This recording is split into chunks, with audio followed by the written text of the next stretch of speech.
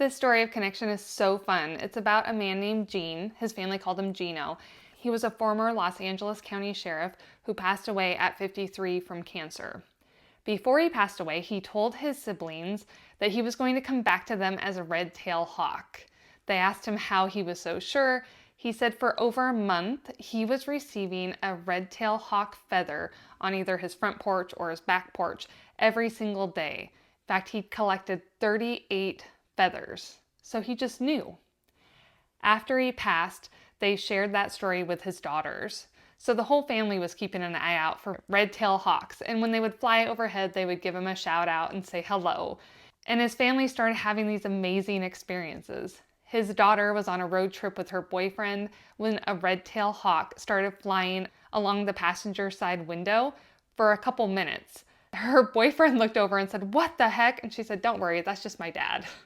His sister that shared the story, Pauline, said that her older sister was finding feathers at the front of the house, the back of the house, but the coolest thing was when she found a feather in her house on the living room floor. Then that older sister came home one day from the grocery store and found a red-tailed hawk perching on top of her house. She told her sister, and then Pauline's husband called and said there was a red-tailed hawk perched on their car. Here's a photo of that. So the family's fully believing in all of this and the connection that they have with Gino through the red-tailed hawk, except for his brother. His brother was not buying any of it. He chalked it all up to being a coincidence. And in fact, when they were at his gravesite, he said, "I don't believe in any of this." He said, "Gino, if you really are coming back to all of us as a red-tailed hawk, you have to fly over top of me right now."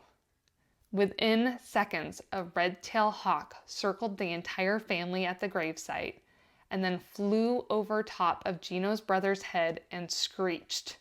His brother said, okay, I believe. This is a photograph from that exact moment. I love Gino's personality. He was not about to let his brother coincidence this stuff away. Even to the toughest skeptic in the family, he was able to prove without a doubt that he is merging his energy with these red-tailed hawks and coming back to say hello, let them know that he's okay, that he's still with them. And I just think that is the coolest story. So thank you, Pauline, for sharing this. I hope you all enjoy it. If you have your own story of connection, we share them here because I think it's important that we all know that our loved ones across the veil are still with us, still connected to us, loving us, and they want us to accept them and say hello. Why not? If you have your own story of connection, check out the caption to find out how to submit it. We would be honored to share it.